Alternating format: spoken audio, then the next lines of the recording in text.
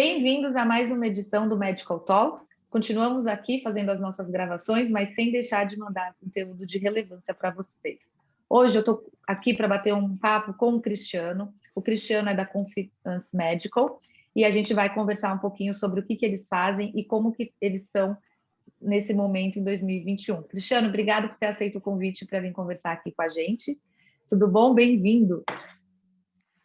Obrigado a vocês pelo convite, é um prazer participar aí desse bate-papo, né? Cristiano, eu vou pedir para você se apresentar, contar um pouquinho, né, como que foi o começo da Confiance Medical, o que vocês fazem para as pessoas que estão assistindo a gente que ainda não conhecem vocês. Tá bom, vou começar falando rapidamente da minha pessoa. Meu nome é Cristiano, sou pai da Luísa, marido da Sara, sou formado em administração lá na UFJF, em Juiz de Fora, e tenho MBA em finanças e marketing. Sou empreendedor em Deva, né, desde 2014, e sou um dos fundadores da Confiance Medical e atualmente sou o CEO. Nós fundamos a Confiance em 2002, inicialmente fazendo manutenção em equipamentos de videoendoscopia e videocirurgia. Aí a gente tinha um negócio muito regional aqui no Rio de Janeiro, né, quando a gente fundou. E com o tempo, o Fernando, que é um dos meus sócios fundadores, sou eu, o Fernando Guarani, começou a falar: olha, eu sou capaz de fabricar isso, sou capaz de desenvolver isso. E a gente começou em 2006 com o processo de desenvolvimento de uma fonte de luz halógena que é usada nas endoscopias digestivas e que já tinham outros fabricantes no Brasil, né? E aí depois ele falou: eu sou capaz de desenvolver também a fonte xenon e o insuflador, que aí era uma outra área que era da videocirurgia. Nós também consertávamos alguns equipamentos de videocirurgia. E aí isso começou o nosso sonho, né? Então a gente, em 2007, final de 2007, quando saíram os primeiros registros, a gente começa a olhar e falar: olha, a gente agora tem uma empresa que é capaz de atender a nível nacional, né? Então, em 2010, a gente abandona tudo que nós tínhamos de representação, de distribuição da parte de endoscopia para focar só no nossos equipamentos. E foi uma coisa bem arriscada, porque na época, todo mundo sonhador, não, agora a gente vai dominar o mundo e tudo, mas a gente percebeu, só depois de ter lançado os produtos, de ter abandonado tudo, que o mercado médico é muito mais tradicional do que nós imaginávamos. Então, a pergunta que era feita, quem tem, no começo era bem complexa. Então, foi bem desafiador mesmo aquele começo, mas depois a gente conseguiu ter equipamentos, né? Primeira linha completa, a gente desenvolveu a fonte Xenon, a fonte Xenon, o insuflador, depois a câmera, o monitor, e a gente passou a ser um player muito forte no setor público, porque a gente tinha toda a parte regulatória, registro na Anvisa, especificação técnica e um preço bem competitivo. E aí, aos poucos foi indo, depois a gente conseguiu ir privado e hoje posso dizer que a Confiance Medical é um dos grandes players desse setor de vídeo cirurgia, né? E aí, quando eu falo de vídeo cirurgia, a gente está falando de todos os procedimentos minimamente invasivos, né? E usam ótica rígida. E aí a gente está aqui hoje, assim, num momento bem desafiador, né? Desde o ano passado e tudo, mas com uma proposta de valor bem interessante para o mercado, sabe, Malu? A gente hoje tem um produto que atende os médicos em relação à qualidade, e o médico é o principal usuário, né? A gente tem um produto que atende o comprador, porque nós temos um preço competitivo, a gente atende não só em venda como locação, a gente tem cartão BNDES, e aí é uma exclusividade até da Confiança, e a gente atende no pós-venda, que eu acho que é o grande gargalo que tinha no mercado. Mas como nós começamos fazendo manutenção, a gente sempre teve o DNA de pós-venda, né, de dar um atendimento diferenciado. Então, e nós somos muito preocupados com a continuidade cirúrgica.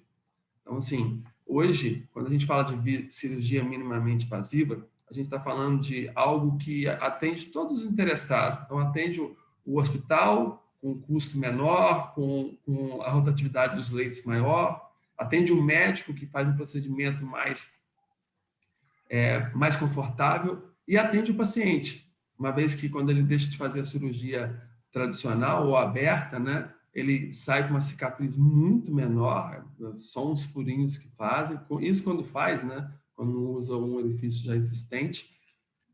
E aí ele consegue voltar nas atividades laborais, nas atividades de lazer dele muito mais rápido. E isso, inclusive, faz parte do nosso propósito, né? Então, uma vez uma menina que trabalhou com a gente falou um negócio muito interessante, que a gente estava falando sobre o negócio de cicatriz, e ela, pô, eu queria muito trabalhar com vocês, porque cicatriz não é só uma marca no corpo, é uma marca na alma que às vezes deixa.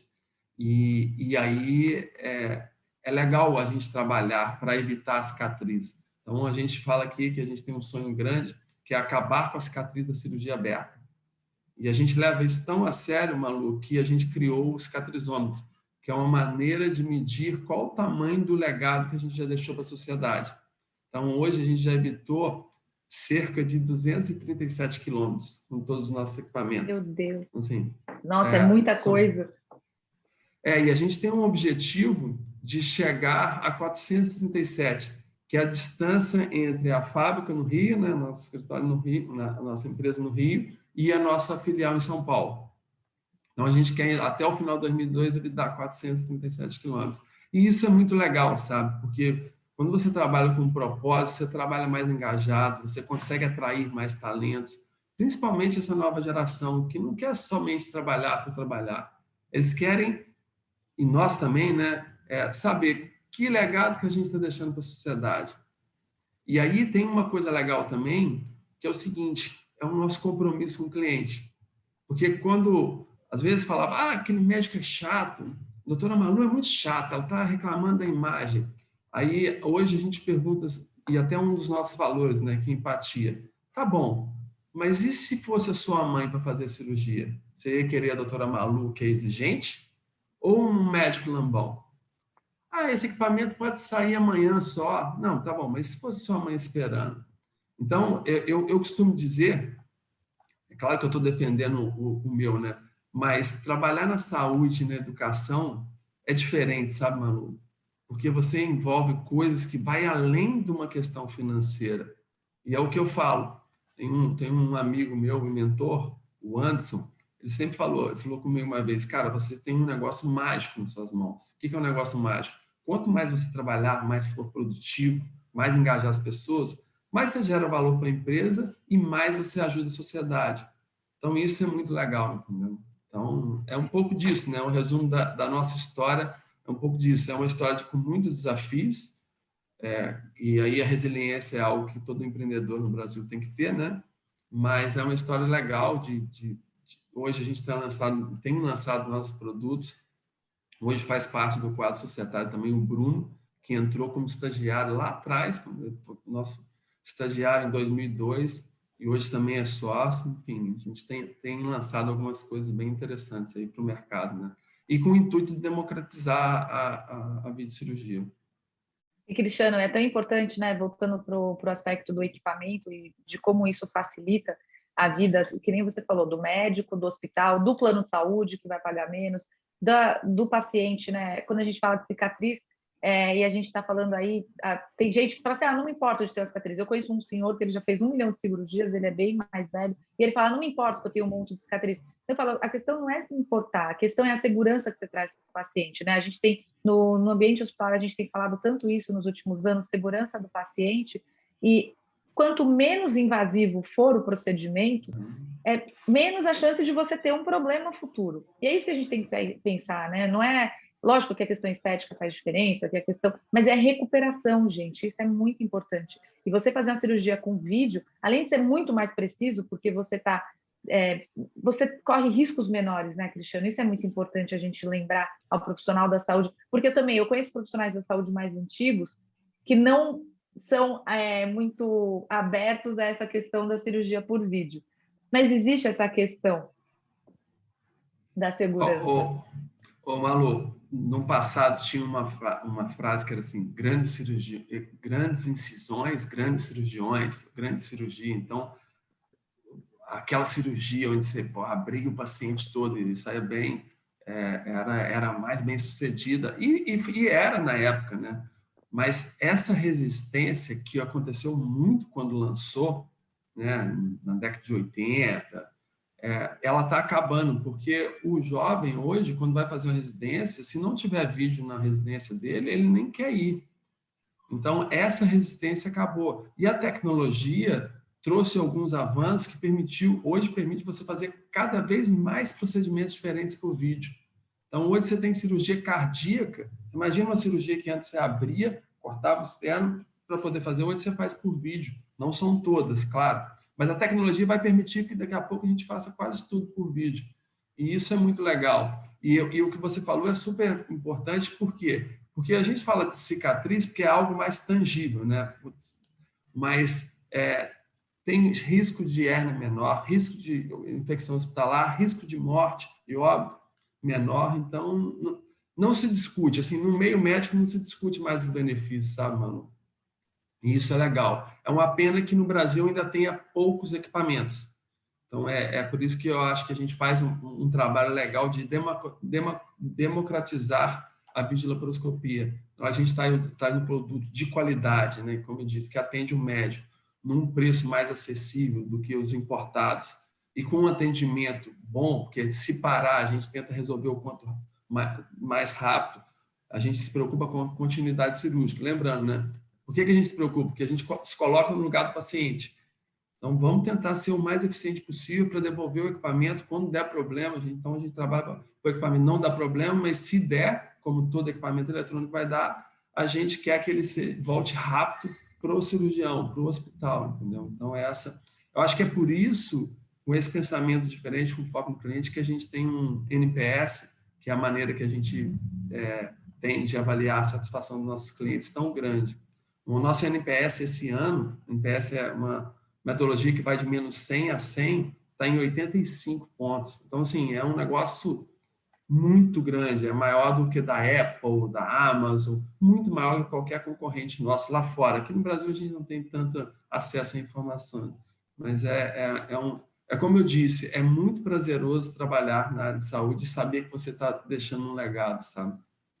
E isso eu acho também que é uma coisa muito importante a gente frisar, né? Quando a gente acaba, por causa da feira, a gente acaba falando com todos a cadeia produtiva e quem usa, né, equipamento e tecnologia. E isso é uma coisa que existe muita reclamação, por exemplo, quando a pessoa compra equipamentos que vêm de fora, equipamentos importados.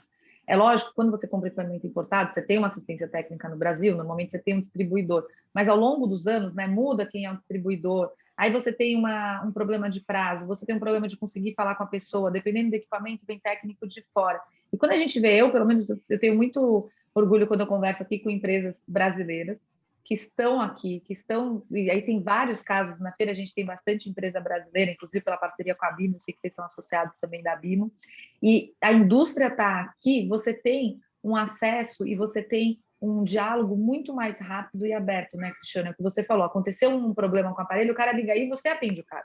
Então, assim, não, a gente vai resolver isso agora, isso é prioridade. Inclusive, não só porque, é lógico, você é empresário, você tem que manter um bom atendimento da sua empresa, mas é pela filosofia que eu acho que a confiança tem do que você falou, preocupar e não deixar aquele posto de atendimento não fazer a sua função, que é atender. Eu acho que tem muito a ver com cultura, tá? Da mesma forma com que os meus concorrentes têm uma cultura de não se preocupar tanto, porque eles são comprados, o médico deseja o equipamento deles, a gente foi aos pouquinhos conseguindo conquistar essa reputação, eu diria, graças a essa nossa preocupação com o cliente, o foco no cliente, sabe? Então, por isso que eu volto a dizer, o propósito ele é legal em todas as frentes. Você tem um propósito bom, é legal em todas as frentes. É mais motivador.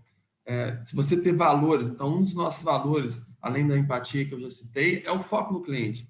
E o foco no cliente interno e externo, porque eu acredito muito que para eu ter um bom atendimento, os meus clientes internos têm que estar satisfeitos também. Então, a gente participa da Great Place to Work, e todos os anos que a gente participou, a gente ficou entre as melhores empresas para se trabalhar no Brasil. Então, assim, aí você fala, eu não estou dizendo que eu sou melhor do que ninguém, muito pelo contrário, tem sempre que aprender e tudo. Mas isso tem a ver com empatia. Porque a única coisa que eu faço como é que eu queria ser tratado se eu trabalhasse para alguém? Como é que eu quero ser tratado quando eu sou cliente? Então, eu acho que torna as coisas mais simples também. E é Com por isso que a gente certeza. tem crescido, porque quando você olha, mano, assim, é lógico que a gente está num crescimento assim muito grande nos últimos 3 anos, então, quando a gente conseguiu ir para o setor privado, porque é interessante, né? No Brasil, existe um preconceito em vender para o setor público por tudo que a gente vê aí de coisa errada, mas aqui a gente é muito chato em relação à questão ética, tá? Mas é legal porque o residente vai, aprende a operar no nosso equipamento, e depois ele sai e vai para um hospital privado e ele fala, pô, por que não confiança? Aí mas é nacional, e existe preconceito ainda, né? Não, mas, Lógico. pô, eu trabalhei com ele na minha residência, nunca deu problema. Quando deu, resolveu. E aí a gente começou a entrar, através dos médicos do setor público, a gente começou a entrar no setor privado. E hoje a gente fornece para praticamente todas as grandes redes. A Santa Casas, hoje, quando a gente fala de Sicom, a gente é disparado o maior fornecedor. Então, a gente está numa crescente bem legal, sabe? E eu volto a dizer, é o que eu vou dizer não, né? É o que eu falo sempre aqui, ego zero, né? Porque a gente tem que sempre estar com os pés no chão para poder continuar com os nossos valores bem firmes e não achar que a gente é melhor do que ninguém, etc. Para cada vez melhorar cada vez mais, para cada vez conseguir atender os nossos clientes melhor, né? Cristiana, a gente estava conversando antes, teve um dado que você me deu que eu achei tão interessante, eu queria compartilhar aqui. A gente estava falando do percentual de centros cirúrgicos que têm equipamento de vídeo dentro da sala, né, de cirurgia. Conta um pouquinho sobre isso, porque isso mostra um futuro muito promissor de crescimento desse setor, né? Ainda, por mais a gente estava falando que já não há dúvidas da eficácia do processo, mas a gente ainda tem um número muito pequeno comparado à totalidade. Fala um pouquinho disso, por favor. Eu olho muito os dados do DataSUS, né? No final é difícil a informação sobre a saúde no Brasil ela ainda é bem limitada. Então, usando como base o DataSUS, hoje somente 22% da sala cirúrgica tem um equipamento de vídeo, quando lá fora o normal é praticamente ter um por sala. Então, hoje, se você for montar um hospital num grande centro, aí falar, eu vou contratar uma engenharia clínica, ele vai indicar no mínimo 50%, se não mais. Então, como você bem disse, a gente tem muito espaço. E mais grave do que ter um hospital com 3 salas cirúrgicas, 5 em um equipamento só, na minha opinião, é você ter cerca de 3.500 hospitais que não têm equipamento de vídeo. Então, você tem um hospital que faz cirurgia, então tem infraestrutura e não tem nenhum equipamento de vídeo. Ou seja, o paciente vai para lá para fazer uma cirurgia de vesícula, que, assim, dentro da complexidade de toda a cirurgia, é uma das mais simples e sai com a cicatriz. Fica 2 dias, às vezes, lá. Demora 15, 20 dias para poder voltar a trabalhar. Então, eu acho que é isso que a gente tem que trabalhar. E outra coisa, Malu, você formou em residência de cirurgia geral, por exemplo. Aí você é de uma cidade pequena, você quer voltar para sua cidade. Se a sua cidade não tiver vídeo, você fala, putz, eu não vou lá para perder minha mão e tudo, e aí deixa de contratar bons profissionais. Então, e quando você analisa custo, caiu muito o custo de investimento, o investimento em equipamento de vídeo. E se você olhar num curto prazo, não vou dizer nem no médio prazo, o equipamento se paga. Então, eu acho que a gente tem que ter um trabalho esse que eu acredito muito que vai ser acelerado em função do represamento que a gente tem de cirurgia, que já existia e que agora com a Covid que vai aumentar ainda mais. Então, mais do que nunca, vai ser importante você ter um equipamento de vídeo, acelerar a rotatividade dos leitos para poder colocar um outro paciente na mesa cirúrgica. Porque hoje, a capacidade cirúrgica é grande, mas existe um gargalo nos leitos, entendeu? Com Então, certeza, eu né? acho que a gente vai ter Os hospitais estão tendo que fazer escolhas difíceis. Ontem a gente falou isso aqui na nossa live. Não é, a gente estava com o diretor de um grande hospital, ele falou, na minha opção, não era nunca falar pare as cirurgias eletivas, mas a gente chegou num ponto que teve que fazer isso, foi necessário.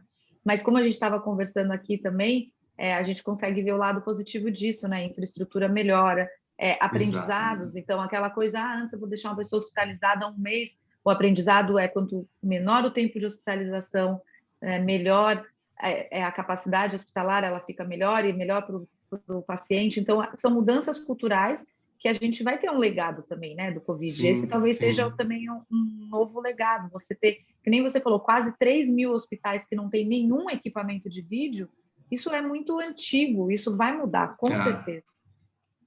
Eu também acredito e concordo muito com você, Malu, da gente tentar tirar coisas boas até em situações ruins e que houve um investimento em infraestrutura. Então, o investimento que ocorreu para poder atender os casos de Covid, eles vão continuar lá e eles vão conseguir atender as cirurgias também no futuro. Então, assim, nós tivemos, diante de tanta coisa ruim, a gente teve alguns avanços legais também. Então, eu acho que a gente não pode deixar de ressaltar isso. É claro que a gente preferia que não tivesse tido nada disso, né? Mas vamos tentar olhar o lado positivo também. Vamos tirar os aprendizados, né? Exatamente. Cristiano, eu queria te agradecer muito por ter vindo aqui bater esse bate-papo comigo. Vou confessar que eu preferia que a gente estivesse tendo essa conversa na feira, presencialmente, mas esse momento vai chegar. Eu brinco que a gente está naquele botãozinho on hold, né? Daqui a pouco a gente solta e as coisas voltam. Queria deixar o convite para todo mundo que assiste a gente. A Confiance é expositor da Medical Fair, eles vão estar na feira assim que nós pudermos marcar essa tão esperada data. Mas enquanto não acontece isso, entrem no site da Confiance. No final aqui do vídeo tem o contato deles. Qualquer dúvida, fala com o Cristiano, fala com o Guarani, que eu adoro, sempre encontro o Guarani nas reuniões da Abimo também. Eles têm toda uma equipe para atender vocês. Podem visitar eles com todas as medidas de segurança. Eles estão atendendo os clientes, estão com pedido. A fábrica não para, né, Cristiano? Vocês estão trabalhando tempo integral. Aqui a gente tem que trabalhar o tempo integral como fábrica e mais, né? Assim que voltarem as cirurgias, quem tiver interesse, a gente pode fazer uma demonstração também dos nossos produtos, conhecer mais, fiquem à vontade. Entre em contato com eles. E, de novo, Cristiano, queria agradecer muito e falar que nós nos vemos na feira o quanto antes. Muito obrigada, viu? Se Deus quiser. Obrigado a vocês, tá?